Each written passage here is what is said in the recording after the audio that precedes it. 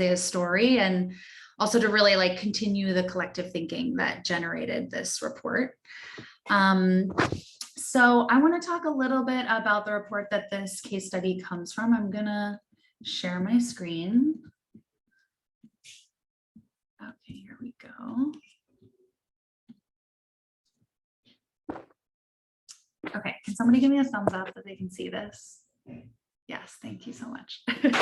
Okay, so Ben and I and a few others at the Realizing Democracy Project jumped into this research driven by a kind of curiosity about how movement organizations structure themselves.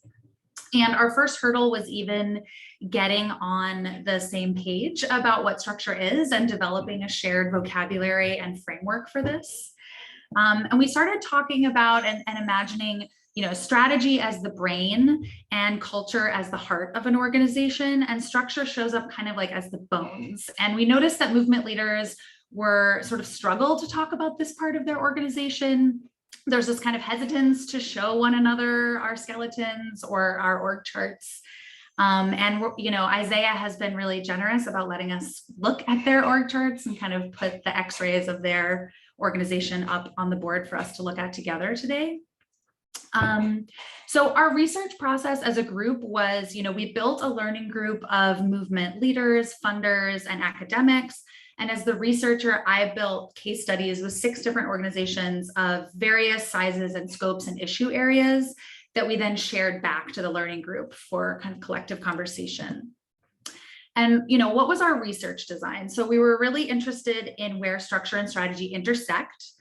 So asking things like, how does an organization structure change when its strategy changes, and vice versa? And where does strategic decision-making happen inside the organizational chart? Like, who's involved in that decision-making? How is it done? And we focused on 6 organizations that had gone through pivots of both structure and strategy. Sometimes leaders inherit these organizational forms that no longer meet the political moment. I've started to think about this as almost like driving an old car that just can't really get to 70 anymore on the highway when you really need it to go fast.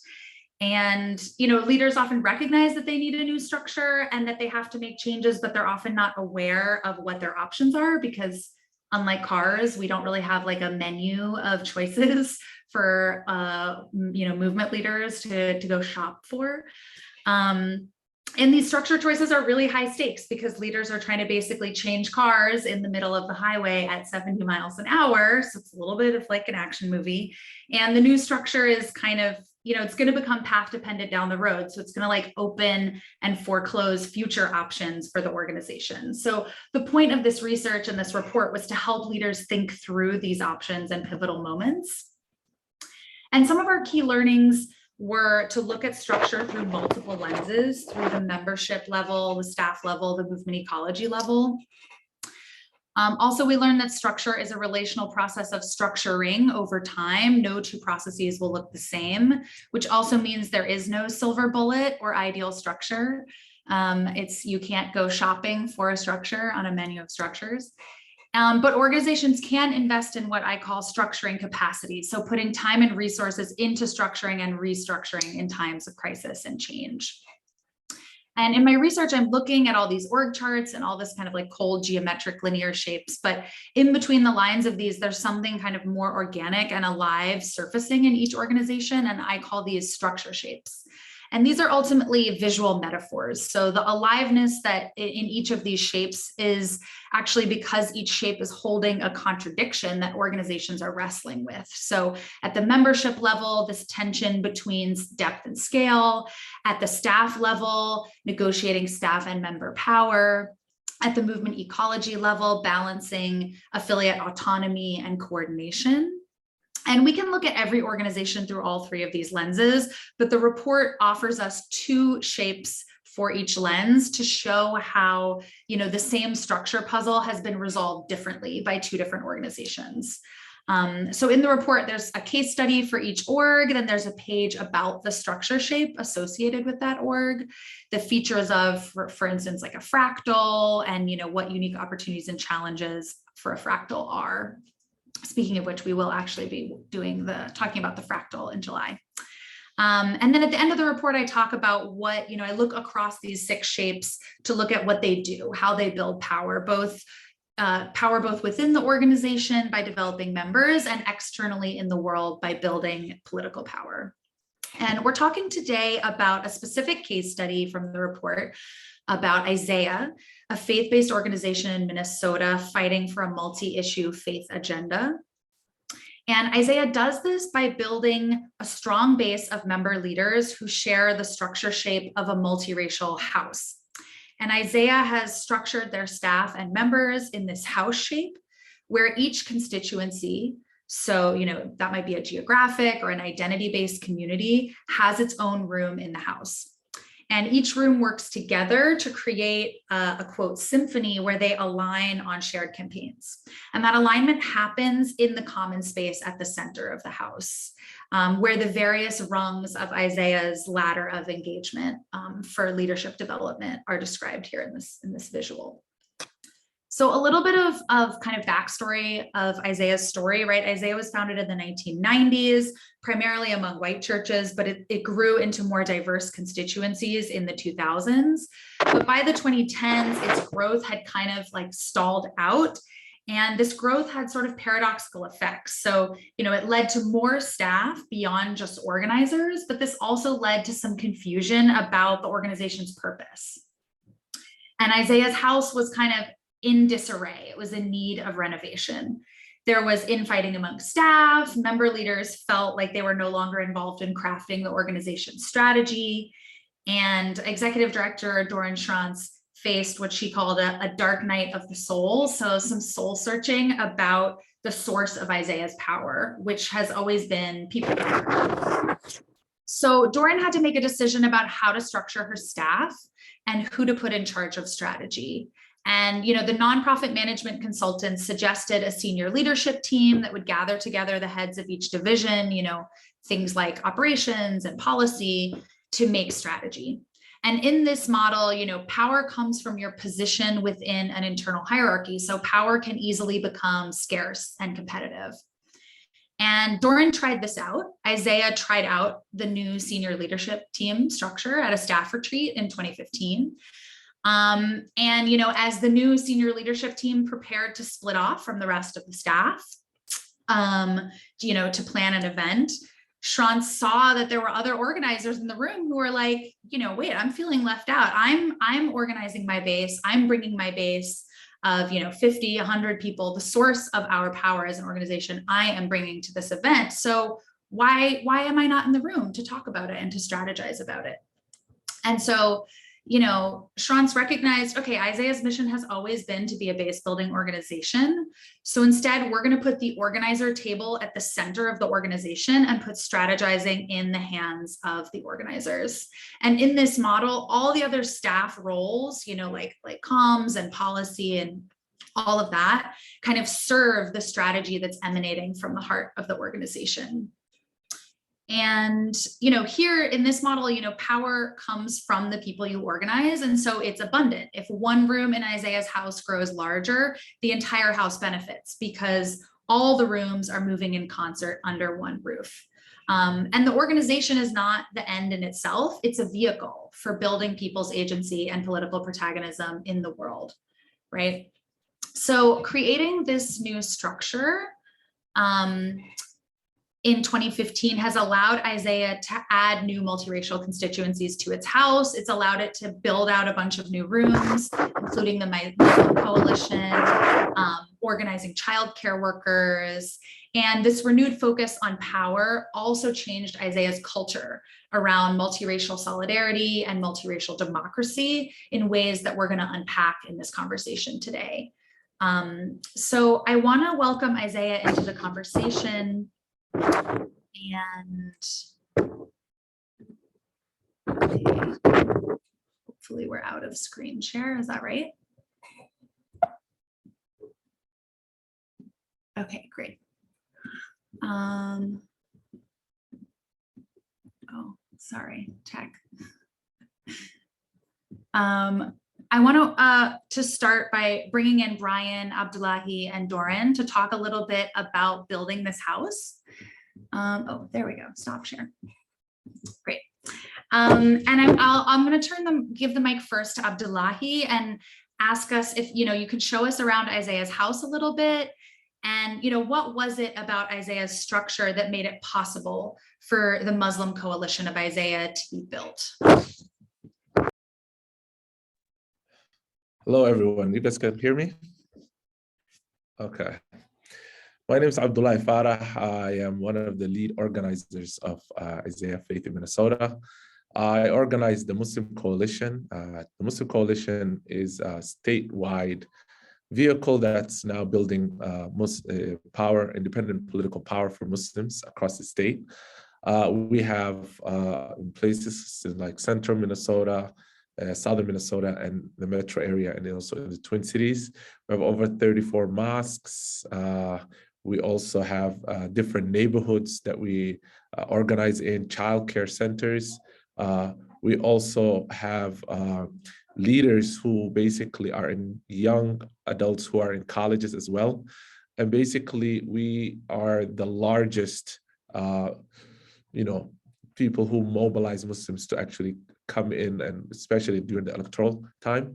But aside from that, we also have leaders who are engaged in our work across, throughout the whole year, election year and even non-election year. And so we basically, the Muslim Coalition part of Isaiah was started in 2017, late 2017, early 2018. But, that was when me, myself, and my imam, our mosque was bombed in 2017, late 2017. And we were looking for a way to really, defend ourselves and actually deal with the white supremacy uprising that was happening in the country. And really the last safe place we could go was our prayer space, and the prayer space was bombed.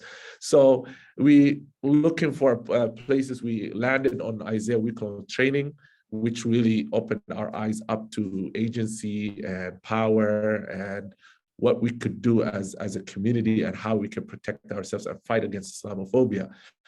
But while we were also doing the trainings, we learned about power organizations and the need that we as individuals cannot really cross the bridge to be a powerful agents, but we need a powerful vehicle. And so we went back and started discussing what can we do, how can we build this power vehicle. The Muslim Coalition idea came from that, and we, Muhammad, who's the imam, he actually suggested that we sit down with Doran, and she explained how this worked. And when Doran came and explained to us how basically Isaiah and the structure which she was able to put together before that, when she explained, we were like, okay, now it's time for proposition, as you taught us in the week long. And so we propositioned Doran that we actually, move into this house and have our own floor. Because I think without that structure in place and the way Isaiah, the orientation and how things evolved within the Isaiah organization, if that didn't happen, we wouldn't be able to do it. But when we got a full explanation of how it works, how there's a commons area where everyone can share the tools in the toolbox, we were able to be like, let's move in the next day, and so we propositioned Doran, and that's how the Muslim Coalition was born. And, it's still, I would say, to this day, there are people who don't understand like how it works, like how you guys were like the imams or leaders in the community, and you had the mosques and things like that. And, let alone you guys got involved in politics, which was a big no-no in a lot of the community. Was like, but then you are also rolling around with a bunch of churches and a bunch of, different people. What's going on? And you guys are all showing up together like as a one vehicle. And so I try to explain like the model, like that this is a unique model. And sometimes we have imams that come from other states that we give them a training or, an understanding of how it works. And a lot of them, they come to the conclusion of going, wow, this is like, you can be like authentically who you are, building the power for yourself, they would ask questions like, who basically makes the decisions? Like, are you guys the ones who make the decisions? Is there someone else makes the decisions for you? Is this like, and when they talk about Isaiah and you say, wait, hold up. We are Isaiah. Okay, hold up. Explain to me.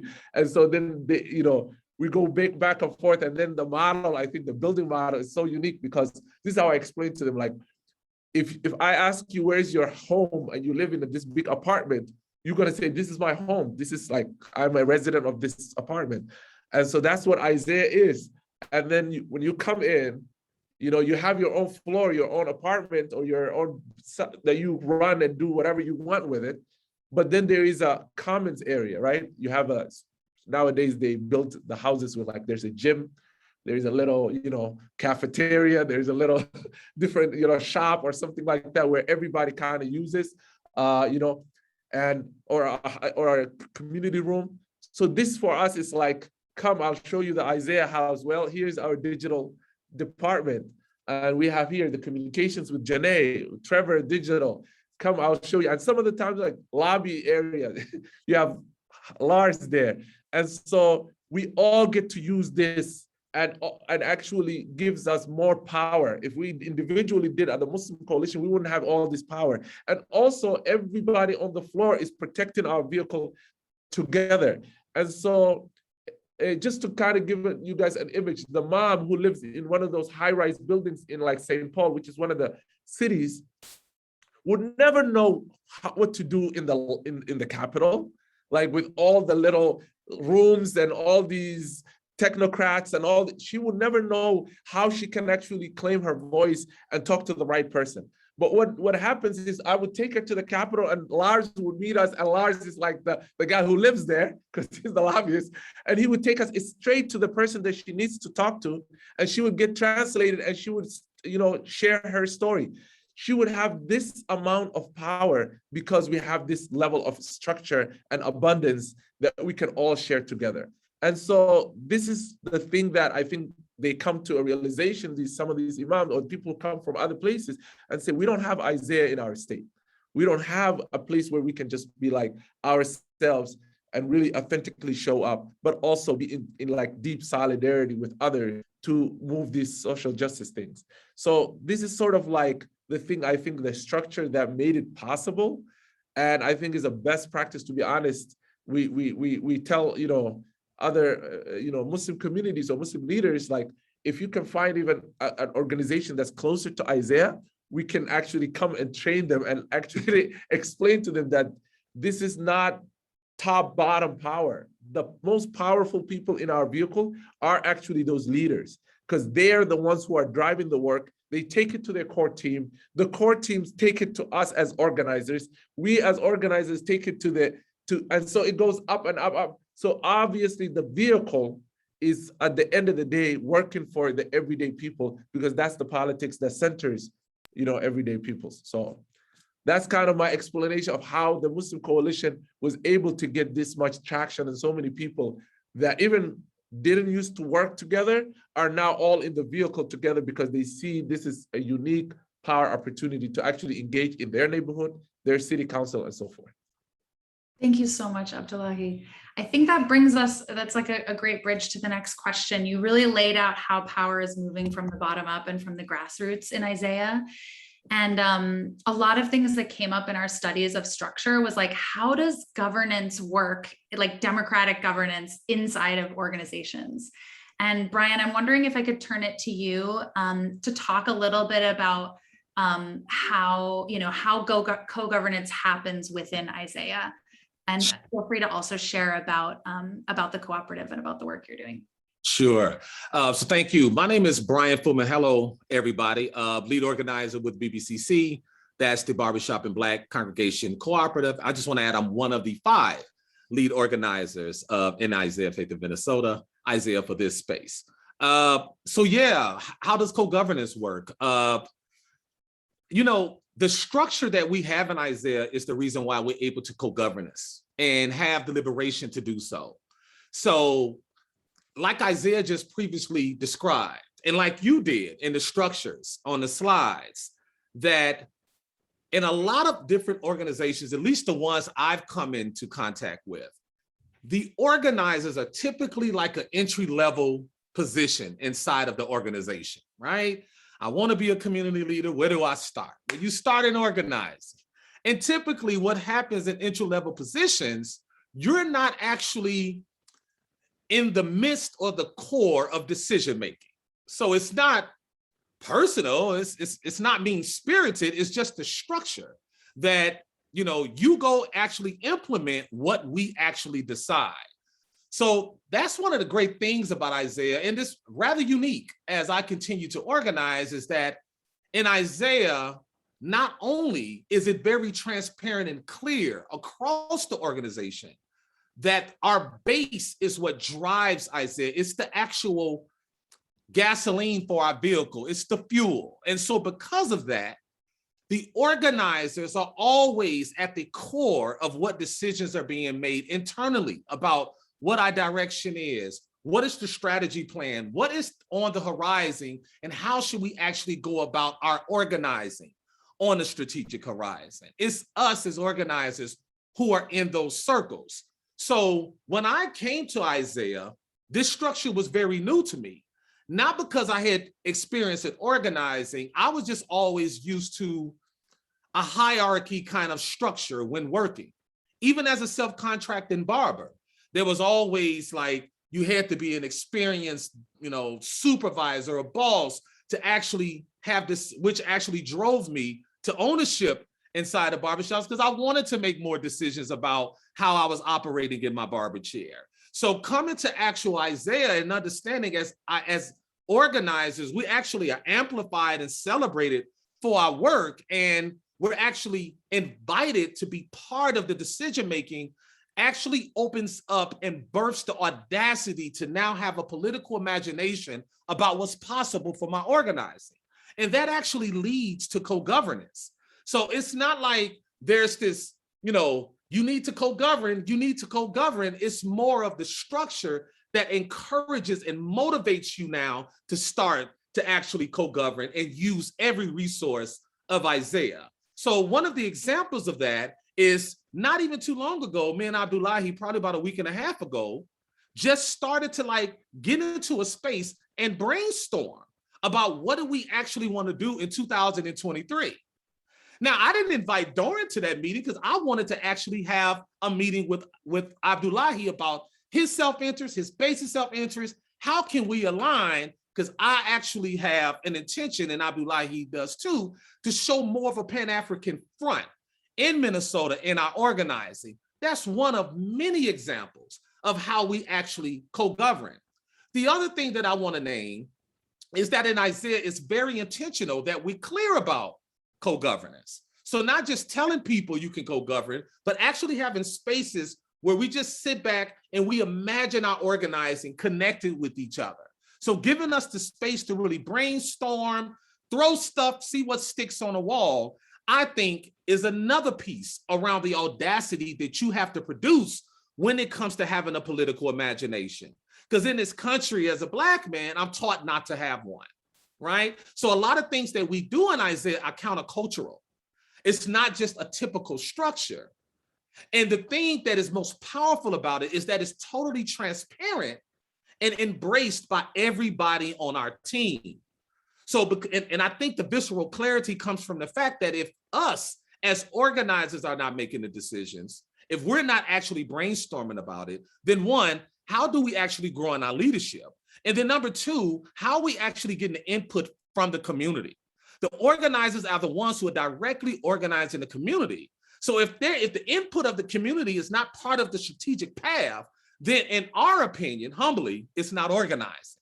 So it just makes sense to actually have a structure. And I know that, look, I know there's a lot of work and there was a lot of things that need to happen. So when I say it makes sense, it's not to actually dismiss the kind of work that it takes to actually transition an organization to have this structure. But the way I was taught about organizing, it makes absolute sense, because the intention of Isaiah is to always move the way our base moves. And there's no other resource around what direction that our base wants to play in the political and public arenas than actually checking in with the organizer to see exactly what that is. And that is not only sustainable, but it's a sense of it's invigorating. It's motivating to know when you wake up in the morning, the vehicle that you're organizing in does not have any plans to move generally without you having some input in that process. What I want to add too is you all are listening to lead organizers, but it's not just about the lead organizers. We actually enrolled every organizer on our team in our strategic path.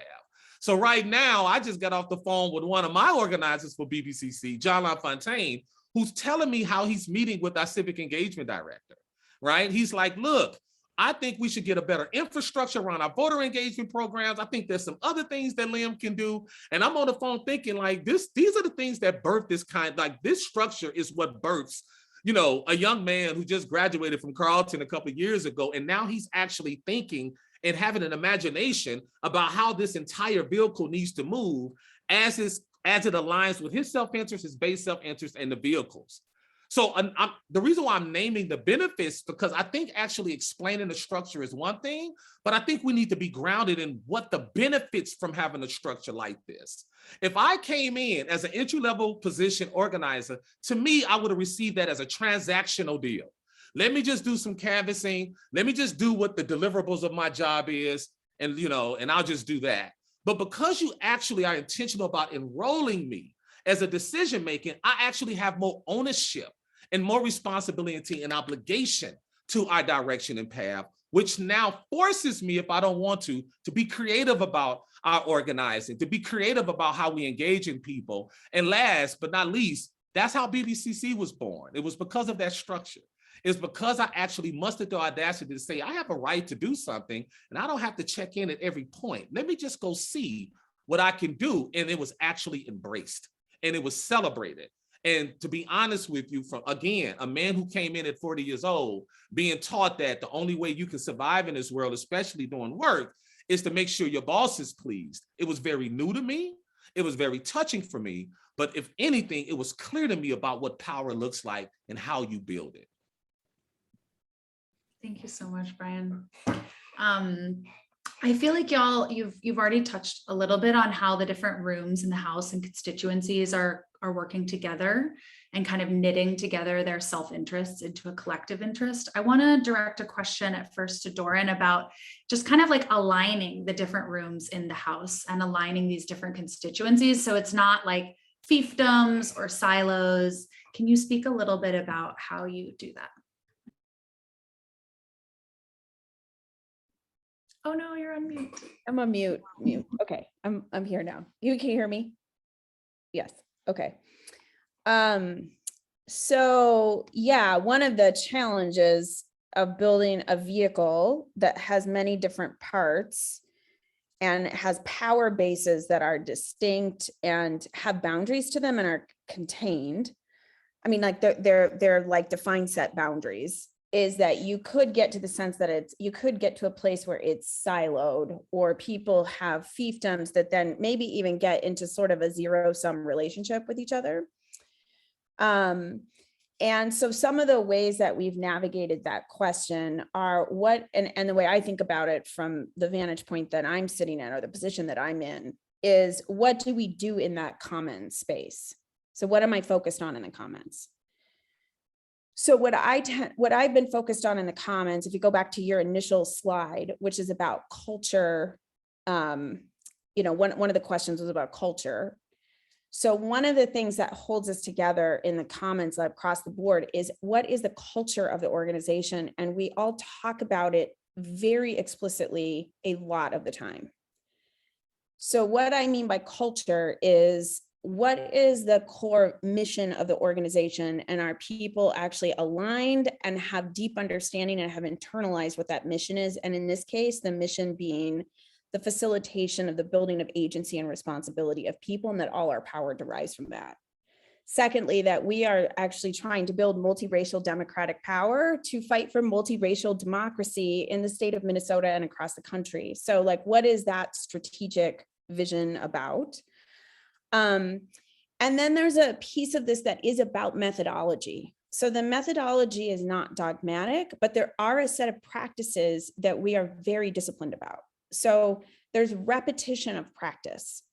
So some of that has to do with spaces, like we always have an organizer meeting, like gathering every other Monday for 3 hours that is first and foremost focused on the development of organizers as public, powerful people, as public leaders.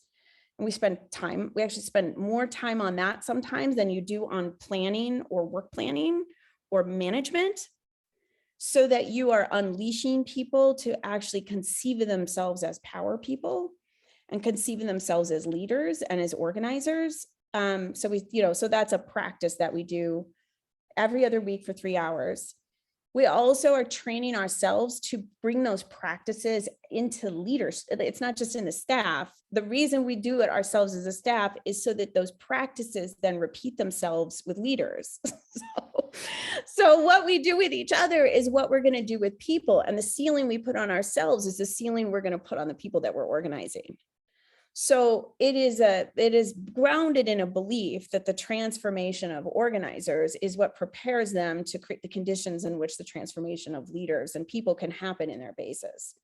So those practices actually should be repeated, and they should be pushed out as far as possible. And then the third piece would be, if you've heard both Brian and Abdullahi use the word strategic horizon. So part of this is about how we decentralize to some extent, or teach strategy. So if we have a mission, and we have a direction that we're going, you can't have a small group of people holding strategy.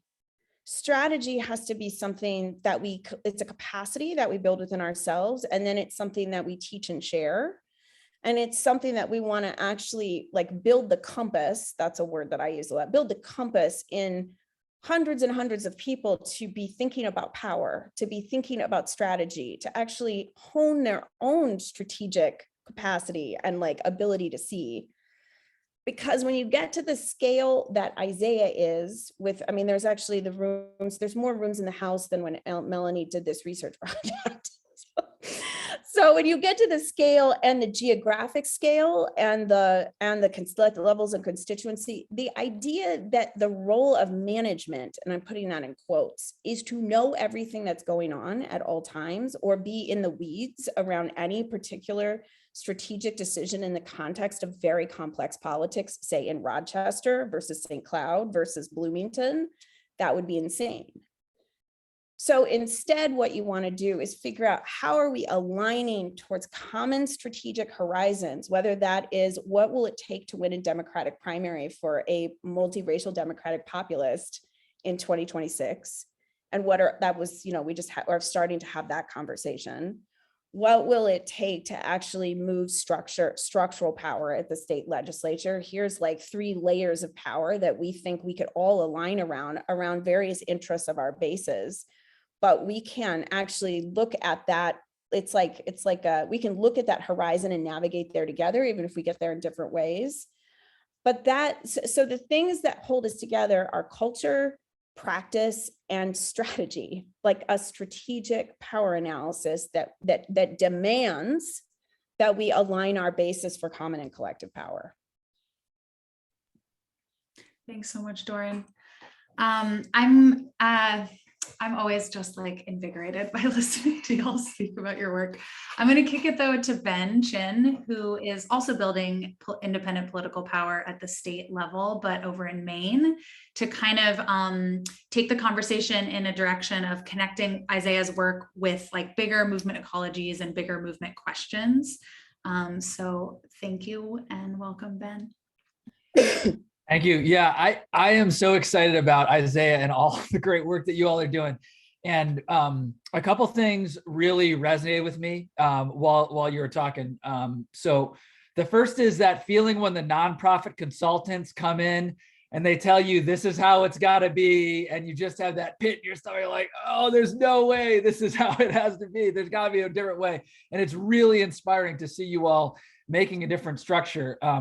I feel like maybe that nonprofit consultant way is like the single family, nuclear family home in the suburbs, one issue, one organization, one constituency. And it's a lot easier to just do that by yourself with your own little yard, right? But you don't have the power of all the other people in the rooms.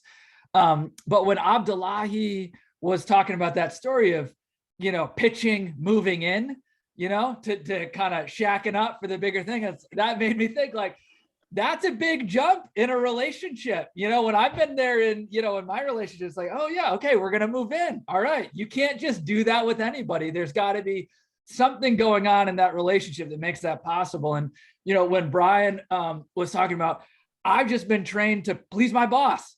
Tell me what it is I'm supposed to do, and I'm just going to do it and be a good worker bee and, not think creatively. I feel like, I just really related to that feeling and that culture and that difficulty of how to actually create something different. So I guess I had a question for you all on what are the skills and, what do you have to kind of do skill wise, relationship wise to make this work? Because it seems like we're probably not going to get all the aunties and all the grandparents and all the cousins under one roof just like right away. So it's like, what does that look like to actually build the skills and relationships to make that kind of a structure possible? I mean, I would say, I was also thinking, I would say you have to have the power compass. It's like you're teaching the people about power. And I think one of the best places that I would say it's like the biggest secret sauce we have is like the week-long training. And, it's like, because that you come out of that week as like very clear about power and like what you need to go and do and stuff like that. So a lot of the times, like, you have the natural tendencies of people to be like, yeah, I'm going to get power. And the only way to get power is to do it myself and to exercise my agency myself.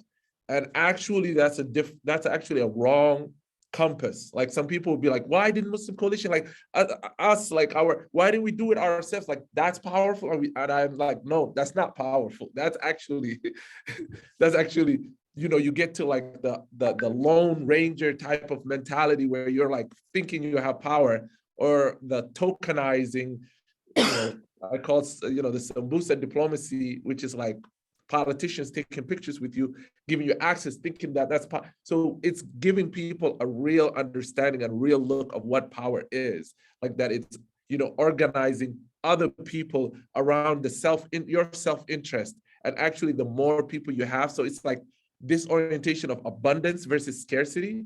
And so what I look is this culture is like when people come in and they go like, well, we're a Muslim Coalition and that's BBCC. No, I'd be like, no. Actually, we're growing Muslim Coalition and BBCC and the Young Adult Coalition and the congregations. Like everything in this house has to grow in order for the Muslim Coalition's power to grow. And so this multiracial democracy that we're building is actually, we're exercising it within our vehicle, like how we're all growing together.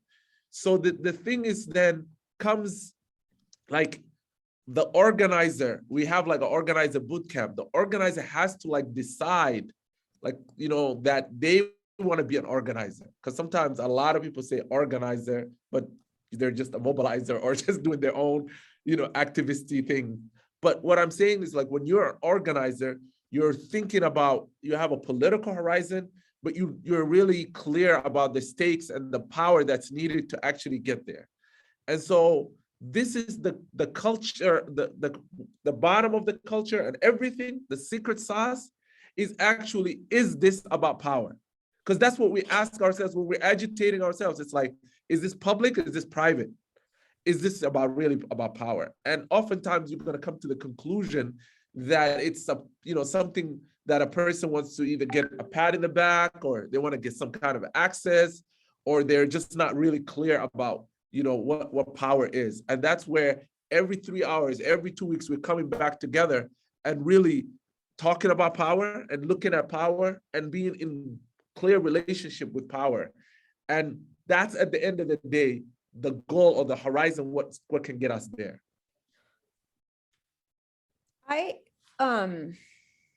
When I spoke earlier about how important culture is, I think part of what I didn't underscore when I was first answering that is the importance of like developing the kind of leadership that can operate in a setting like we've set up.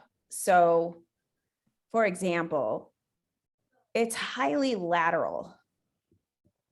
So instead of like, I'm in my box and I am supposed to produce X, Y, and Z, and someone gave me permission to do that or the space to do it, and then I go do that thing. And then somebody else is responsible for the knitting together or the aligning.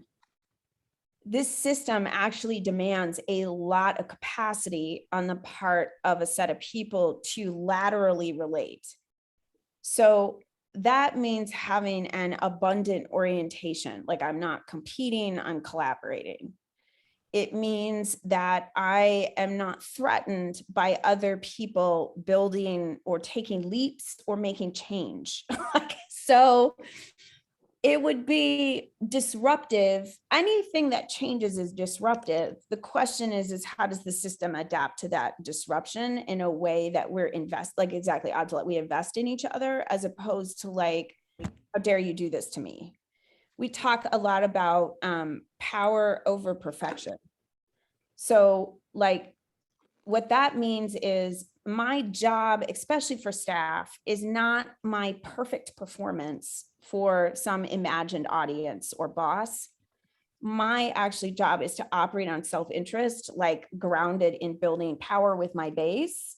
And that's never going to be perfect. So like that is not our performance, is not our objective, how we perform and how we're seen. So that is actually quite a lot of on-ramping. If you're just talking about building a kind of staff culture that can do that, and it is challenging to maintain that level of facility in people, which demands that people themselves grow as leaders. Like they have to, some people have to change, including me, including everyone on this call. Can I just Brian, add, yeah. can I just add one thing to that I think is important to name? Everything that Abdullahi and Doran just named is exactly what we do, but it's connected to what you want to see change in the world that's bigger than it. The thing that you want to accomplish in the world is too big for you to do it by yourself. So that's what we actually leverage. So it's not like people come in and we have a sense of entitlement to kind of like tell you what the culture is. The culture is around building the power for you to accomplish the things that you want to see change. And you can't do that by yourself. So everything we do as far as our culture is connected to the possibility of building power, because anything outside of that culture is counterproductive to us building the power that we need to change the very systems that we aim to change.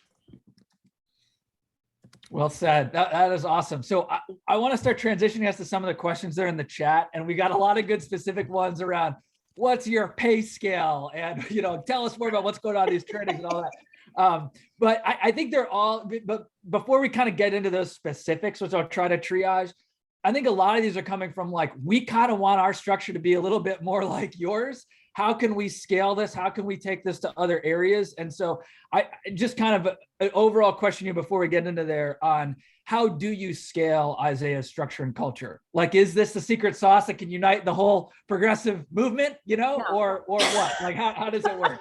I would not overclaim any of those things.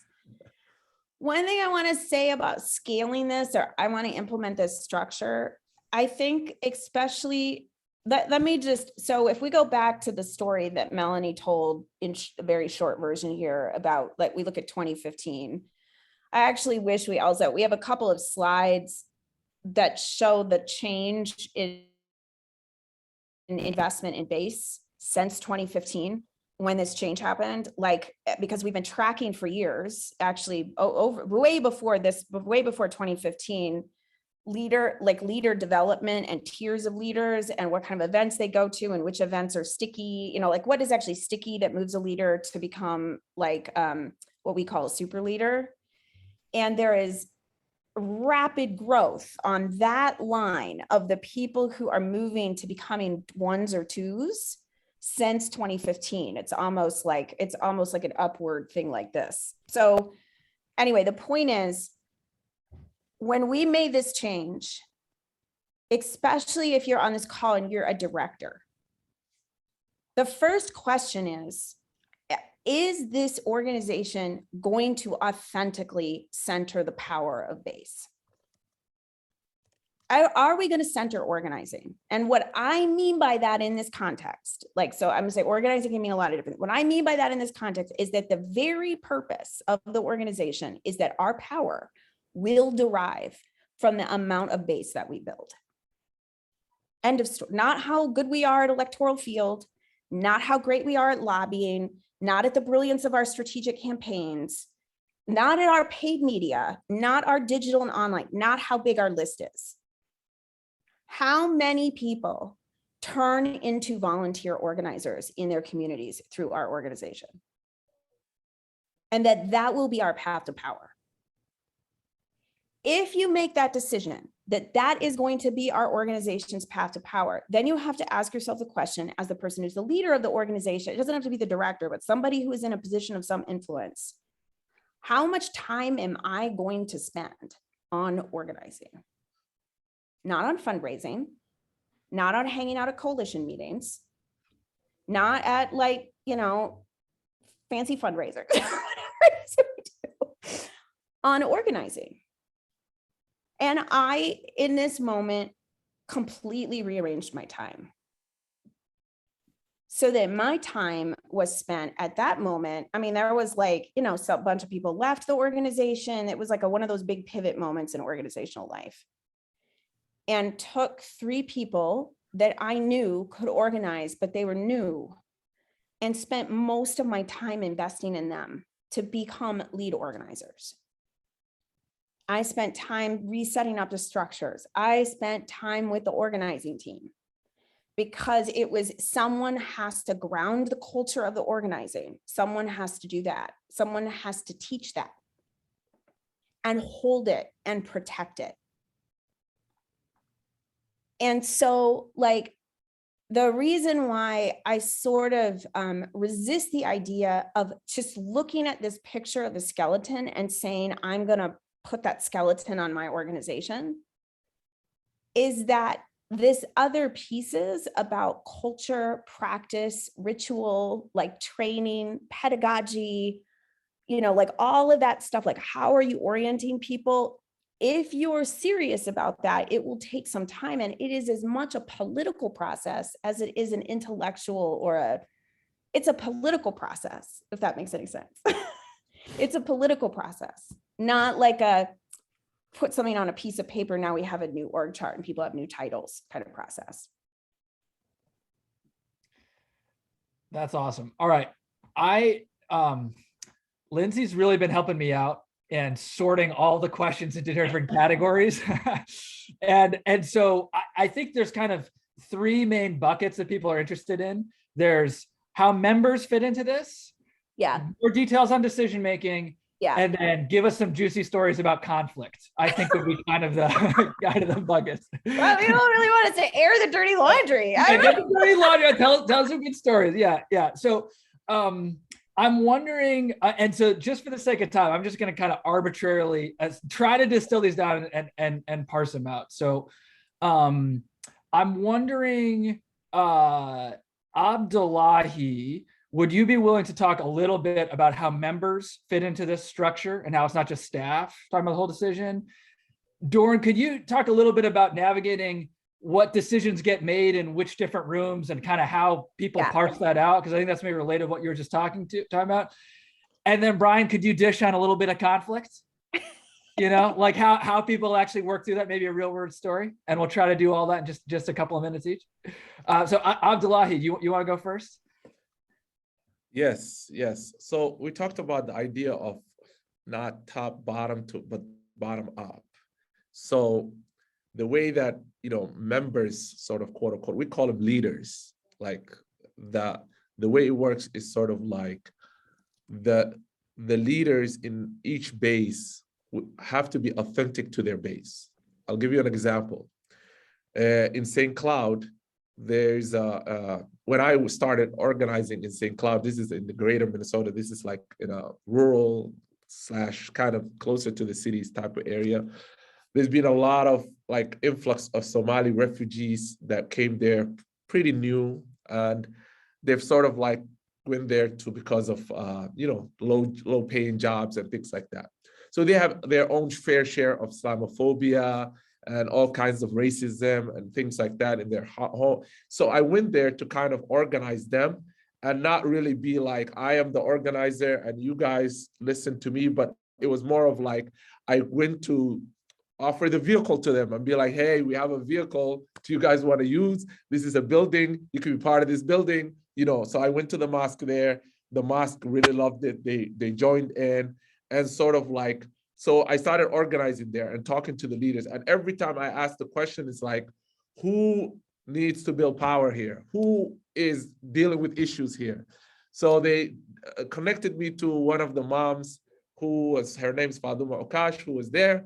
And she basically was like dealing with a lot of the things in their neighborhood. There was a street that was always left not fixed because, they always watched all the other, because, all the other streets get fixed all the time. The youth, there were a lot of problems with the youth. So when I came to them, they were like, I met with a bunch of moms there and they were like, just had their hands like this, just listening to me be like, okay, here we go. Another guy who come from the cities who want just to use us and tokenize us and, for a political, like go out to vote type of thing. But I wanted a different type of conversation. So I had a conversation with them. Then they got enrolled. They were like, listen, is this going to be about us and not about somebody else? I said, no, it's going to be about you and about St. Cloud and about your street and about everything that you care about. But we're going to be building power together and not like. So then they came in, they became one of the people who was like really active in that group actually is the organizer. Her name is Fartoon there.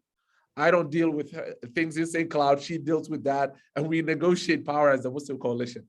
So one of the things then the members in quote unquote in St. Cloud in the Muslim coalition, for example, or Isaiah, we have another base that's also white. They also get together. So the members, basically they decided we're like the issue that we're going to work on in St. Cloud, aside from everything else, is going to be that street. We need that street fixed. If this power is going to be like, is legible that you're talking about, we got to get things that in our lives actually fixed. So I said, okay, it was 2020. We said, let's go and get somebody who's up, like, like we have to first build power. So we built power. They were able to, through our C4, flip the Senate district there, right? And then they were like, okay, they got excited and they were like, okay, but the street, Abdullahi, remember, this is not about elections. So then the senator there, Eric Putnam, they positioned him and they went to the mayor and the city council and basically made a lot of noise to be like, this street gotta get fixed. And so we used everything in our vehicle, though from our white base, from the other organizers, anything that we could do to make sure that street got fixed. So then actually within, I would say, like when the fight started, within a month, we were able to get construction started in that street. And that street is fixed now. And that is actually a clear, concrete thing for them to be like, the power that we've built in our vehicle made this street possible. And now it's like anytime Fartoon's like, listen, come. And oftentimes there's also the dynamic of, they were like, we're not the leaders, we're just the moms, we're the women, people don't listen to us. Now Fartoon is one of the most powerful people in St. Cloud. Whenever she wants to gather someone the other day to do a political education, there was 120 people just come to actually learn how the 2022 election is going to be and that they want to fight for a facility for their youth. So this is sort of like the decision, the member, they feel like this is their members of Isaiah and the Muslim coalition, and that's their vehicle, and the decisions or what they work on and the things that they're pushing, part of it comes from them and what they care about, and also part of it is what is our vehicle need in the political horizon so that we can actually grow much more bigger to get the things that we need possible. So that's sort of like they're considered members, and some of those members actually turned into like organizers, like some of my clergy. They say, like one guy was like, hey, Abdullahi, this is like almost like a part-time job because I'm like doing 20 hours a week, like either doing one-to-ones, doing, like these meetings, these strategy meetings, they're leading. And now as an organizer, I'm like, what do you need? This is your power. And so that's how I think of as our members. It's the people who are in this vehicle, who are, I don't know, we can't see, but I think it's in the article, I saw it. There's the red line, and then there's the different lines. It is we call them the purple line. It is the people that come into our central leadership meetings once a month, every first, that actually tell us this is what we want to work on. These are leaders, they're not staff. They are leaders who actually took to go to the next level to be like, we are going to steer the direction of where our vehicle goes. And in June 11th, sorry, this is something that's coming. All those leaders from St. Cloud, from all the different places, are also all coming together in June 11th to be like, this is the strategic direction we're going to go. And as a staff, we're going to give our inputs as well. But hey, they have the more power than us. So I just I'm the line. I feel like this is great. I'm so inspired. We do unfortunately need to wrap on time. Oh, so no, it is all good. So here's He what I'm gonna say. basically covered organizing. So like, that's it, you know? I'm gonna say Brian's off the hook for airing dirty laundry, and people can follow up directly with Doran around like some of the nitty-gritty technical questions here. Folks should go to if the people forum. want to email me, I guess I don't know how you want to do that.